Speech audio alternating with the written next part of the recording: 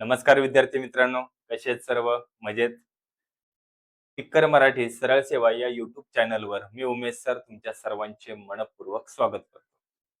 तर आज आपण बघणार आहोत सरळ सेवा भरती म्हणजेच आदिवासी विभाग भरती, तलाठी, ग्रामसेवक, महानगरपालिका, नगर परिषद, राज्य उत्पादन शुल्क, पशुसंवर्धन आणि कामगार निरीक्षकसाठी आपले हे गणिताचं लेक्चर आहे.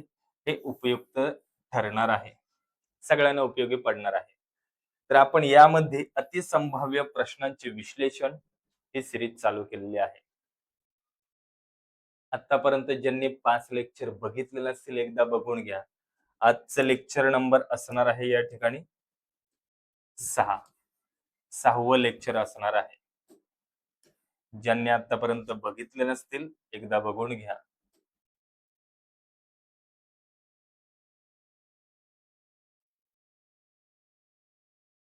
ठीक आहे. चला मग करायची सुरुवात. सुरुवात करूया. आजचा पहिला प्रश्न बघा. 3 संख्यांचे गुणोत्तर 5 2 3 आहे आणि त्यांच्या वर्गांची बेरीज 608 आहे. तर त्या संख्या शोधा. अशा 3 संख्या आहेत ज्यांचं गुणोत्तर आहे 5 2 3 आणि त्यांच्या वर्गांची बेरीज 608 आहे. जसं प्रश्नामध्ये दिले तसं जायचं. 608 काय आहे? त्यांच्या वर्गांची बेरीज. मग 5 चा वर्ग 25 अधिक 2 चा वर्ग 4 अधिक 3 चा वर्ग 9. आता ह्या सगळ्यांच्या वर्गांची बेरीज आहे. वर्गांची बेरीज. कळलं? किंवा बघा आता एकदम बेसिक पद्धतीने सांगायचं म्हटलं तर त्या संख्या माहिती नाही.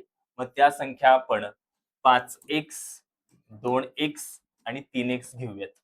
आता 608 काय आहे? त्यांच्या वर्गांची बेरीज. त्यांच्या वर्गांची बेरीज म्हणजेच 25x वर्ग अधिक 4x वर्ग अधिक 9x वर्ग या सगळ्यांची बेरीज किती आहे? 608. मग आता सर्वांची बेरीज करून घ्या.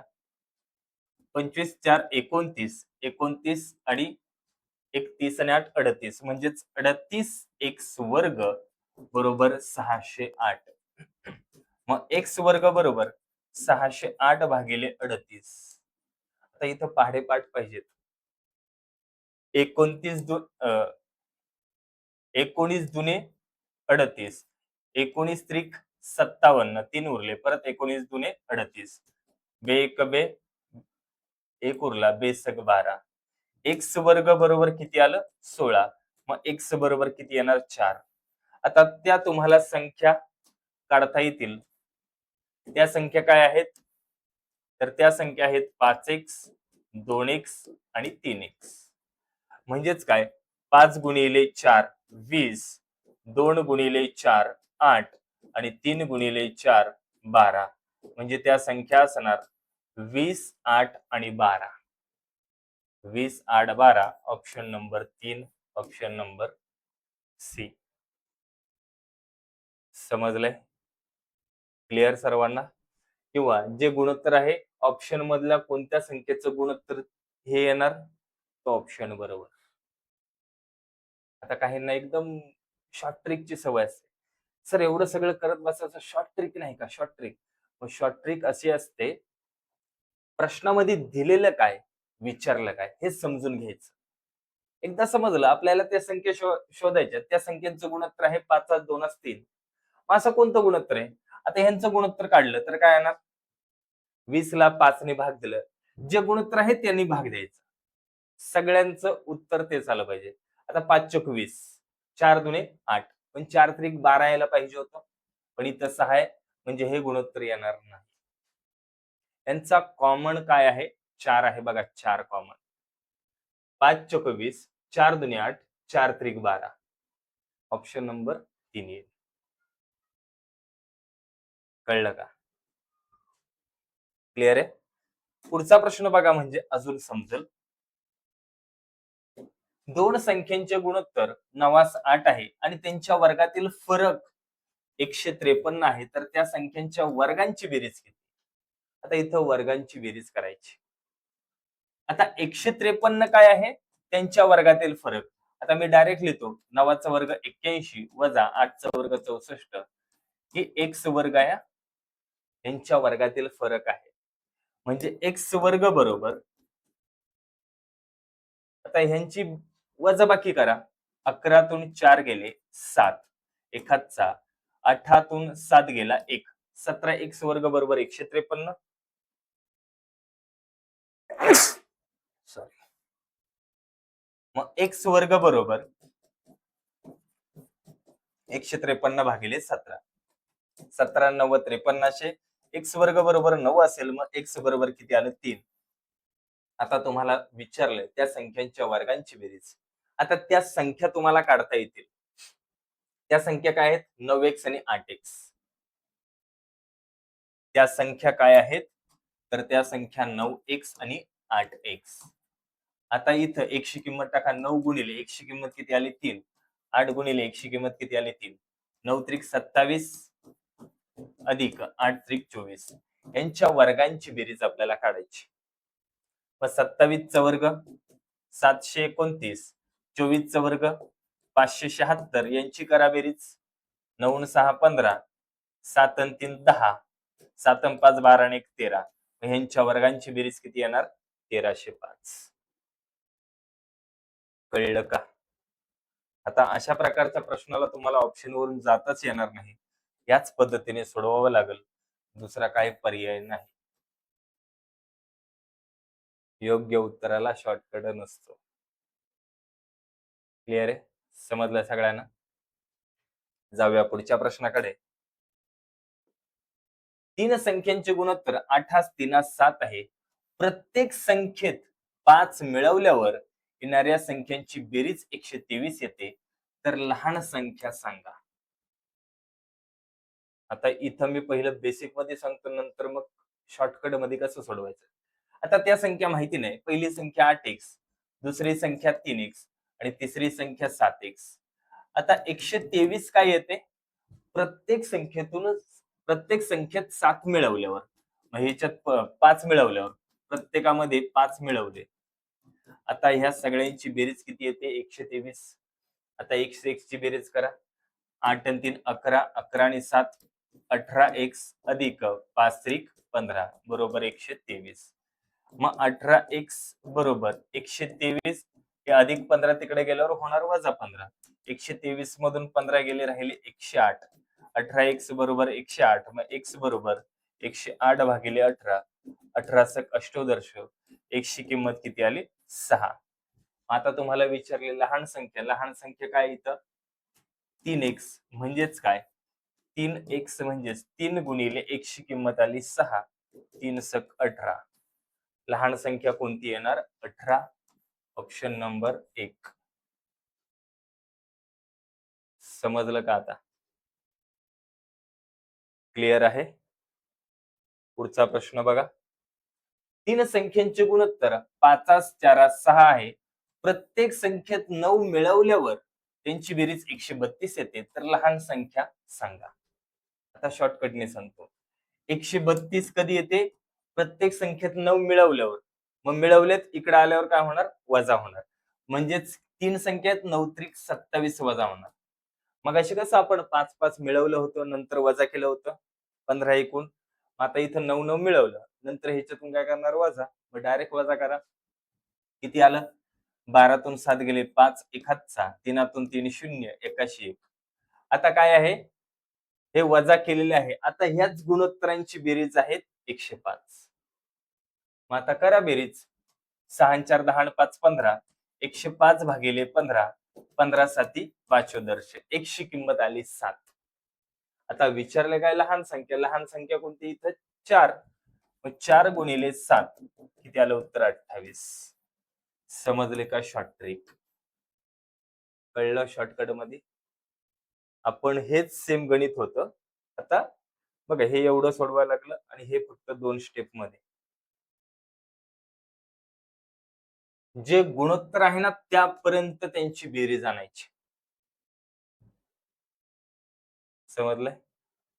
क्लिअर? आता जाऊया पुढच्या प्रश्नाकडे. एक कपाट व एक पलंग यांच्या किमतीचे गुणोत्तर 4:3 आहे. जर एक कपाट 8,000 रुपयांना मिळते तर 5 पलंग किती रुपयांना मिळतील? काय आहे कपाट, पलंग. कपाटाचं गुणोत्तर 4 आहे, पलंगाचं 3 आहे. कपाट आहे 8,000 रुपयाला. किती पट आहे 2,000. ह्याला सुद्धा 2,000 पट करून टाका. 2,000 गुणिले 3 6,000. 6,000चा आहे एक पलंग. आता विचारलंय 5 पलंगाचे. 6 पंचे 30,000. 5 पलंगांची किंमत किती येणार? 30,000. Option number 3. क्लिअर? समजलं सगळ्यांना? जाऊया पुढच्या प्रश्नाकडे. रवी आणि किशोर यांच्या 4 वर्षापूर्वीच्या वयांचे गुणोत्तर 1:2 आहे. सध्या त्यांच्या वयांची बेरीज 116 आहे. तर 4 वर्षानंतर किशोरचे वय किती? 4 वर्षानंतर किशोरचे वय काढायचे. गुणोत्तर कधीचा आहे? 4 वर्षापूर्वी. मग 4 वर्षापूर्वी गुणोत्तर आहे तेवढी बेरीज आणा. 116 बेरीज कधी येते? सध्याची. मग 4 वर्षापूर्वी किती असणार त्यांची बेरीज? 4 4 दोघांचे 8 वर्ष. याच्यातून मायनस करा. म्हणजेच किती आलं? 108. आता 108 काय असणार? त्या दोघांची 3 वर्षापूर्वीची बेरीज. आता 2 आणि 1 3. 3 ने भाग द्या.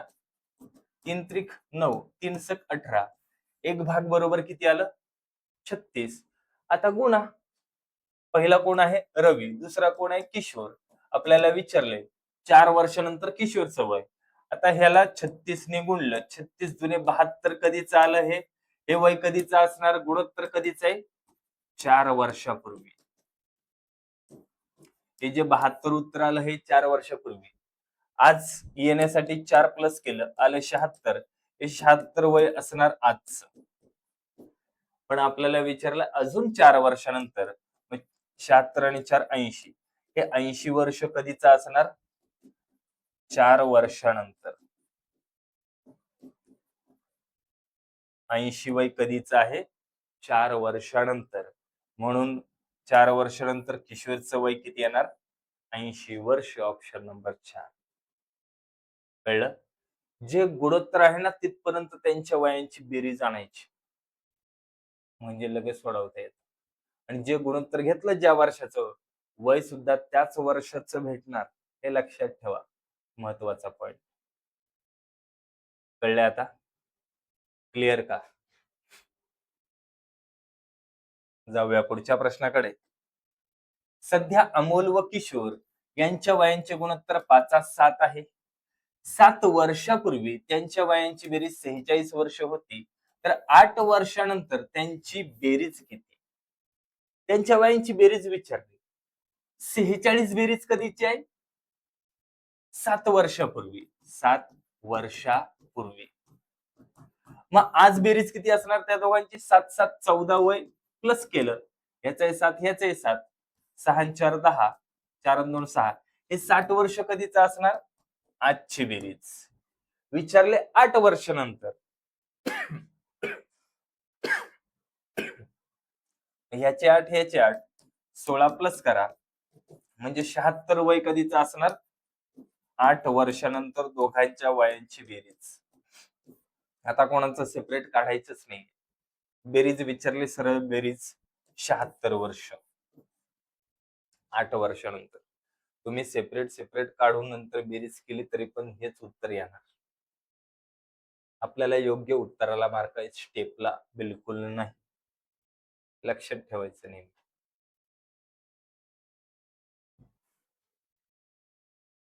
पुढचा प्रश्न बघा. दर साल दर शेकडा 15 दराने एका रकमेचे 7 महिन्याचे व्याज 63 येते तर ती रक्कम कोणती? आता तुम्हाला रक्कम काढायची असेल तर काय सूत्र आहे? व्याज गुणिले 100 भागिले रक्कम काढायची म्हणजेच दर गुणिले वर्ष. व्याज किती आहे? 63 गुणिले 10 गुणिले छेद दर किती आहे? 15. आता वर्ष नाही इथं महिने आहेत 7. मग महिने असेल तर आपण 12 घ्यायचे. 12 पैकी 7. महिने असेल तर वरती 12 घ्यायचे आता व्याज असल्यावर. दिवस असेल तर वरती 365 घ्यायचे. आता काटाकाटी करा, येईल उत्तर. भाग द्या. 7 एके 7, 7 नवा 63. 5 त्रिक 15, 5 दुने 10, 0. 3 ने भाग दिला, 3 एके 3, 3 त्रिक 9. करा आता गुणाकार. 12 त्रिक 36, 36 दुने 72 आणि 0. म्हणजेच ती रक्कम किती असणार? 720 रुपये. आता तुम्ही जर 720 रुपयाचे 7 महिन्याचे 15% व्याज काढलं तर किती येणार? 63 रुपये. कळलं? क्लिअर का? जाऊया पुढच्या प्रश्नाकडे. पुढचा प्रश्न बघा. दर शेकडा काही टक्के दराने 2580 रकमेचे 8 महिन्याचे व्याज 344 रुपये येते, तर व्याजाचा दर किती? आता दर काढायचा आहे. सेम तीच पद्धत. व्याज व्याज गुणिले 100 भागिले मुद्दल गुणिले वर्ष. आता वर्ष नाही, महिने आहेत म्हणून 12 घ्यायचे. 7 असेल, 8 असेल, 15 महिने जरी असेल तरी वरती गुणिले 12 घ्यायचे. कळलं? आता काटाकाटी करा, भाग द्या. 0 गेला, 0 गेला.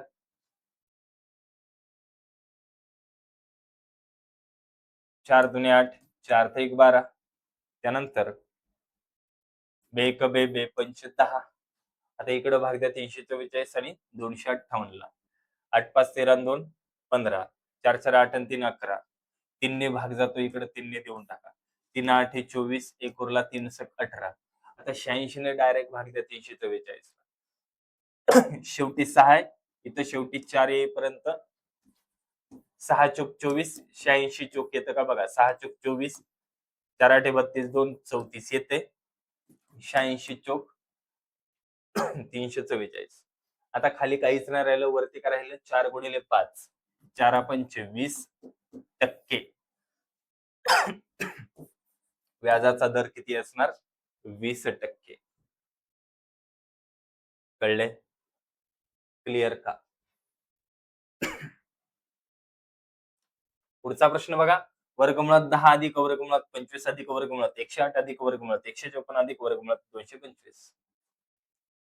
आता अशा प्रकारचा प्रश्न आला, शेवटी काय आहे बघा, 10 आहे ना, प्लस आहे, म्हणजे 10च्या पुढची वर्गसंख्या कोणती आहे? 16. 16चा वर्गमूळ 4 उत्तर येईल. हे झाले शॉर्टकट पद्धत. पण प्रत्येक वेळेस असंच होईल असं नाही. प्लस चिन्ह असेल तर पुढची, मायनस चिन्ह असेल तर मागची. सोडून बघू आपण. 225 चं वर्गमूळ 15 प्लस आहे, प्लस करा. 5 आणि 4 9, 5 आणि 1 6, 81 169 चं 13 प्लस आहे, प्लस करा.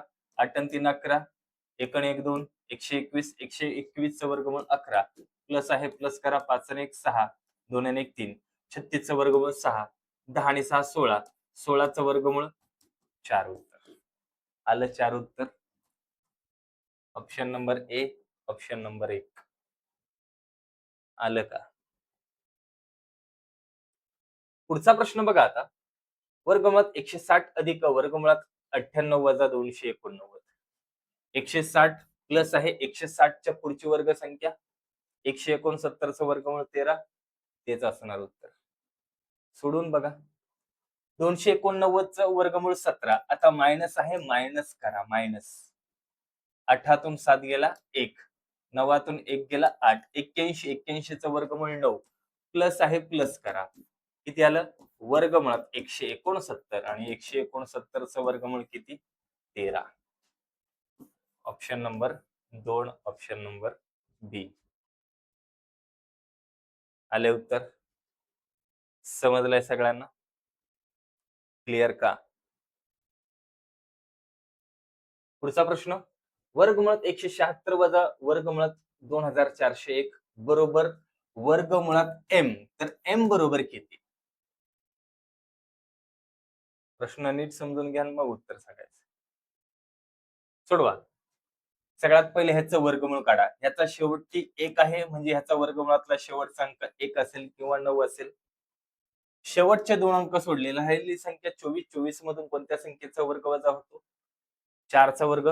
म्हणजे ह्याचा पहिला अंक 4 असेल, म्हणजे ती या संख्येचं वर्गमूळ एकतर 41 असेल किंवा 49. कन्फर्म करण्यासाठी मध्ये आपण 45चा वर्ग करू शकतो लगेच. 5 असेल 25, 4 25. 2025 पेक्षा ही संख्या काय आहे?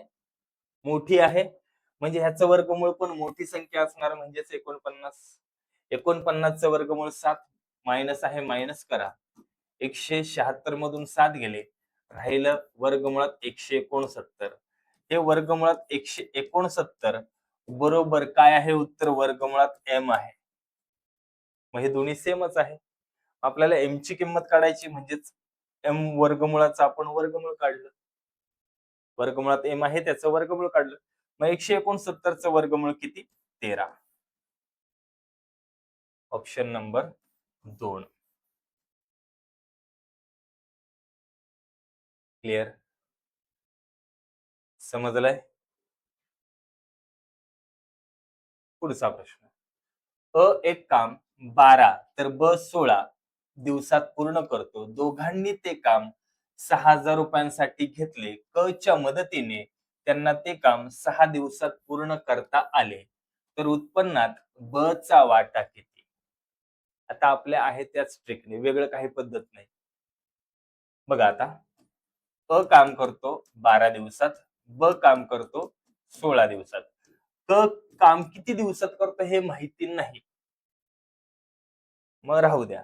आणि ब च माहितीये, आणि ब यांचा लसावी काढला किती आला? 48. आता समजा इथं 48 खुर्च्या बनवायच्या आहेत. हा किती 12 दिवसात बनवतो, म्हणजे दिवसाला किती बनवतो? 12 चोक 48, 4 खुर्च्या बनवतो. हा 16 दिवसात बनवतो, म्हणजे दिवसाला किती बनवतो? 3 खुर्च्या. पण क च्या मदतीने हे काम किती दिवसात झाले? 6 दिवसात. या 48 खुर्च्या 6 दिवसात झाल्या, म्हणजे 8 खुर्च्या बनल्यात एका दिवसाला. एका दिवसाला किती खुर्च्या बनल्या? 8 खुर्च्या बनल्या ना? तेव्हाच ते 6 दिवसात 48 होते. मग इथं दोघांनी मिळून किती बनल्यात? 4 आणि 3 7. एक खुर्ची कमी पडली. म्हणजे ती एक खुर्ची कोणी बनवली असणार? तर क ने बनवली असणार. मग आपल्याला हे जे खुर्च्यांचं गुणोत्तर आहे, याचप्रमाणे त्यांना पैसे भेटणार आहे. म्हणजे अ चा वाटा असणार इथं 4, ब चा वाटा असणार इथं 3 आणि क चा वाटा असणार 1. 6,000 रुपये तिघां मिळून मिळालेत. मग ह्या तिघांची करा बेरीज. 4 आणि 3 7 आणि 1 8. विचारलाय कोणाचा वाटा? ब चा. ब चा वाटा किती आहे? 3 गुणिले 3 करा. 8 7 56, 4 उरले 8 45 0. 750 गुणिले 3 किती आलं? 2250. म्हणजे ब चा वाटा किती असणार यामध्ये? 2250. समजलं का? आपल्या आहे त्याच पद्धतीने मी सांगितलं. ह्या पद्धतीने तुम्ही काळकांबेकचं कोणतंही गणित सोडवू शकता. कोणतंही. क्लिअर आहे आता? समजलं? पुढचा प्रश्न. राजकुमारने प्रत्येकी 990 रुपयाला 2 कॅल्क्युलेटरची विक्री केली. एका कॅल्क्युलेटरवर त्याला 10% नफा झाला, दुसऱ्या कॅल्क्युलेटरवर त्याला 10% तोटा झाला. तर व्यवहारामधील त्याचा नफा किंवा तोटा काढा. नफा किंवा तोटा किती झाला? जर समान किमतीला 2 वस्तू विकल्या असेल आणि त्या वस्तूंवर जेवढा टक्के नफा तेवढाच टक्के तोटा असेल, तर अशा वेळेस त्या टक्केचा वर्ग करून 2 अंक सोडून पॉइंट द्या आणि एवढे टक्के काय होणार? ह्या व्यवहारात नेहमी काय होतो? तोटाच होतो. अशा प्रकारच्या व्यवहारात होतो तोटा. म्हणजेच येणार 1% तोटा. किती तोटा येणार? 1% तोटा. काय कन्सेप्ट सांगितले मी? 2 जर समान किमतीला वस्तू विकल्या असतील, एका जेवढा टक्के नफा होतो, दुसऱ्यात तेवढाच टक्के तोटा होत असेल, तर अशा व्यवहारात नेहमी तोटाच होतो. जेवढा टक्के नफा आणि तोटा असेल, जी रक्कम असेल, त्याचा वर्ग करून 2 अंक सोडून पॉइंट द्या. तेवढाच टक्के तोटा होणार कन्फर्म. कळलं? क्लिअर का आता? पुढचा प्रश्न बघा. अर्जुन आणि भास्कर यांनी अनुक्रमे 40,000 रुपये आणि 60,000 रुपये गुंतवून करून एक व्यवसाय सुरू केला. वर्षाच्या अखेरीस अर्जुनचा नफ्यातील हिस्सा 10,000 रुपये होता, तर एकूण नफा किती होता? आता ह्या दोघांचं फक्त भांडवल दिले, मुदतीचं गुणोत्तर दिलेलं नाही, म्हणजे समान मुदतीत त्यांची गुंतवणूक असणार. मग आता त्यांना मिळणारा नफा त्यांच्या भांडवलाच्या गुणोत्तरात भेटणार. मग अर्जुनचं गुणोत्तर, अर्जुनने किती गुंतवले? 40,000 आणि भास्करने गुंतवले 60,000. आता यांचं गुणोत्तर काढा. 4 शून्य 4 शून्य गेले, बेदुने 4, बेत्रिक 6. म्हणजे अर्जुनचा 2 भाग असेल तर भास्करचे 3 भाग असणार. एकूण किती भाग झाले? 5 भाग झाले. आता नफा किती भेटलाय? 10,000. कोणाला भेटलाय तो 10,000? 10,000 भेटलाय अर्जुन. मग 2 भाग बरोबर जर 10,000 असतील, तर एकूण नफा 5 भाग. 5 भाग बरोबर किती? तिरकस गुणाकार. 10,000 गुणिले 5 भागिले 2, बेपंच 10, 3 शून्य, 5 वाचा 25, 3 शून्य. म्हणजेच एकूण नफा किती असणार त्या ठिकाणी? 25,000 असणार. त्यापैकी अर्जुनला 10,000 भेटला आणि भास्करला 15,000 भेटणार. कळले? क्लिअर? 5 दुने 10, 5 त्रिक 15 आणि 5 5 25. एक भाग बरोबर कितीचा आहे? 5चा, 5,000चा. कळले आता सर्वांना? क्लिअर? शेवटचा प्रश्न आहे बघा. राजेश 14 तासात 75 पानं टाईप करतो, तर 20 तासात तो किती पानं टाईप करू शकेल? बघा, इकडे लिहितो तास, इकडे लिहितो पानं. 14 तासामध्ये 75 पानं टाईप करतो, 20 तासात किती पानं टाईप करेल? तासांची संख्या वाढली, पानांची संख्या पण वाढेल. समचलनात काय करतो? तिरकस गुणाकार. म्हणजेच 20 गुणिले 75 भागिले 14. आता भाग द्या. बे 10 20, बे 7 14. पुढं भाग जात नाही. 75 गुणिले 10, 750 भागिले 7. आता पूर्णांकयुक्त अपूर्णांकात रूपांतर करा. 7 एके 7, ह्या 5ला भाग जात नाही शून्याचा. 50 झाले, 7 7 49. म्हणजे 107 पूर्ण. एक बाकी उरले, ते अंशाच्या ठिकाणी छेद आहे तसाच. म्हणजे किती पानं वाचून होईल त्याची? 107 पूर्ण होतील. 107.1/7 एवढी पानं वाचून होतील. समजलं? क्लिअर? तर असेच नवीन नवीन व्हिडिओ पाहण्यासाठी चॅनलवर नवीन आला असेल ना, सबस्क्राईब करून घ्यायचंय. आणि सरळ सेवा भरती करणाऱ्या प्रत्येक विद्यार्थ्यांपर्यंत लिंक शेअर झालीच पाहिजे. आणि व्हिडिओ आवडला तर लाईक करायचा आणि कमेंट करायला विसरायचं नाही. चला मग आज आपण इथेच थांबूया. Bye bye, take care.